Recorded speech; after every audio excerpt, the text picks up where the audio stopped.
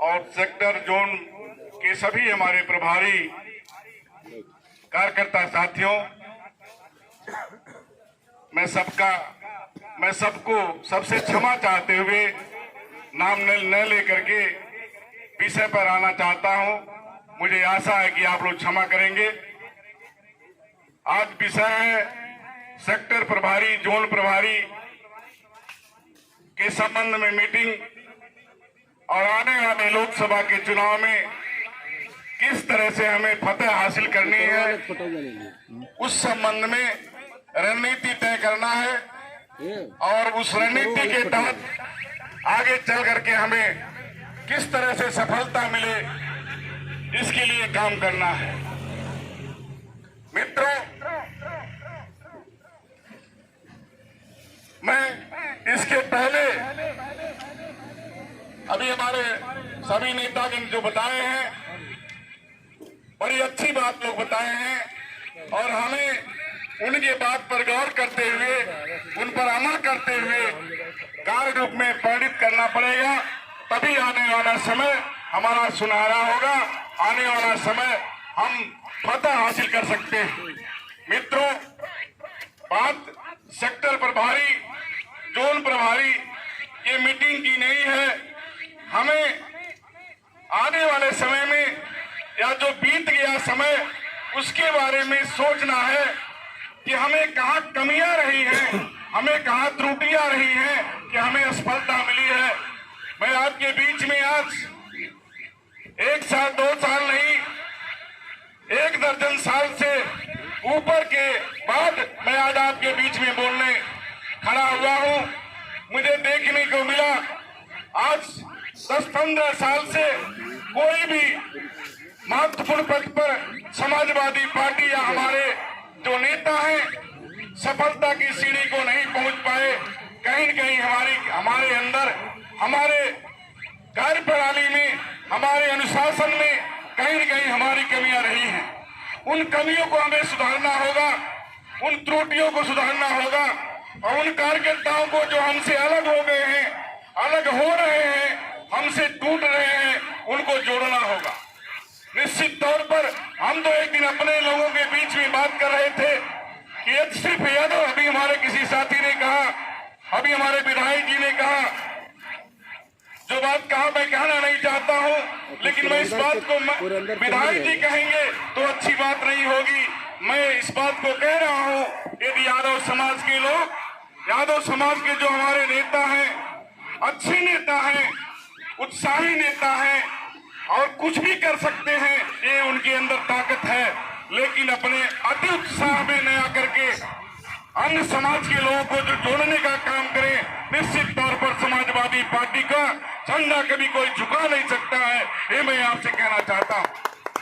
हमें अपने बोलचाल में, हमें अपने रहन सहन में, हमें अपने व्यवहार में, व्यवहार में परिवर्तन लाना पड़ेगा और तभी अन्य समाज के लोग जुड़ेंगे। निश्चित तौर पर अभी हमारे साथी ने कहा, मेरे क्षेत्र के बहादुर साथियों ने 2-2 बार आपको प्रमुख बनाया।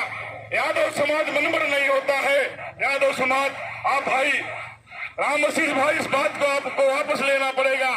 यादव समाज स्वाभिमानी होता है, आपको प्रमुख बनाया है। निश्चित तौर पर उनके जज्बा, उनके हौसले, उनके उत्साह के बल पर ही आप यहाँ पर नेतृत्व किए हैं। निश्चित तौर पर मैं कहना चाहता, इस बात को आपको वापस लेना चाहिए। अदब के साथ आपसे कहना चाहता, यादव समाज मनबर नहीं होता है, यादव समाज स्वाभिमानी होता है और स्वाभिमान के सवाल पर वो किसी से भी चट्टान से भी टकराने की बात आती है तो टकराने का काम करता है। और अभी जो हमारे सामने चुनाव हुआ है, हमारे यादव समाज के नौजवानों ने, तमाम नौजवानों ने जो दर्जनों हर चौराहों पर अच्छे नौजवान, चरित्रवान नौजवान मनीषा पासवान के साथ मिल करके काम करने का काम किया है। लेकिन कहीं न कहीं मेरे अंदर कमी रही है, हमको डिफीट खाना पड़ा और हमें हार का मुंह देखना पड़ा। हम जब धन के दाव में आते हैं, निश्चित तौर पर मैं अपने दिल की बात कहता हूँ। मेरा मेरा सर शर्म से झुक जाता है कि धनगरा की धरती पर इतना अच्छा प्रत्याशी पा करके भी हम डिफीट खाए हैं और ये किससे इस बात का उदाहरण दिया जाए। मैं उन साथियों से कहना चाहता हूं, आपको मुख्य धारा में जुड़ना पड़ेगा। कहीं भी कोई कमी हुई हो, कहीं भी कोई त्रुटि हुई हो, उसको आप दरकिनार करते हुए आप समाजवादी पार्टी, एक बात और कहना चाहता हूं, आप राम वृक्ष यादव के गुट को मजबूत मत करो, सुनील सिंह के गुट को मजबूत मत करो, इंदल यादव के गुट को मजबूत मत करो। यहाँ तो सिर्फ एक अपने अपने गुट को मजबूत करने के लिए काम हो रहा है, न कि पार्टी मजबूत करने के लिए काम हो रहा है। निश्चित तौर पर मैं कहना चाहता हूँ, यदि समाजवादी पार्टी की नीतियों को मजबूत करने के लिए काम होगा, अखिलेश यादव जी के विचारों को मजबूत करने के लिए काम होगा, माननीय स्वर्गीय मुलायम सिंह यादव जी के सपनों को साकार करने के लिए यदि काम किया जाएगा, तो निश्चित तौर पर कोई ताकत यहाँ समाजवादी पार्टी के झंडे को हिला नहीं सकती। दोस्तों, कहीं न कहीं हमारे अंदर कमी है। हम अपने गुट को मजबूत करने में लगे हुए हैं।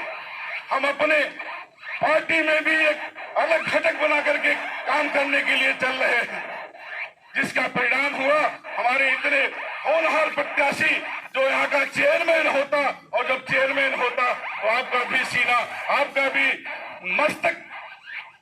आपका भी मस्तक ऊंचा रहता, आप भी सम्मान से कह सकते थे कि हमारा प्रत्याशी यहाँ जीता हुआ है। निश्चित तौर पर कहीं न कहीं कमियां हैं, मुझे सुधारना होगा। और सिर्फ इतना कहते हुए मैं कहना चाहता हूं समाजवादी पार्टी के साथियों, समाजवादी पार्टी यदि अब की बार आप चूके तो निश्चित तौर पर आपकी कहीं कोई जगह नहीं मिलेगी। अभी हमारे किसी साथी ने कहा, जो संविधान बाबा साहब के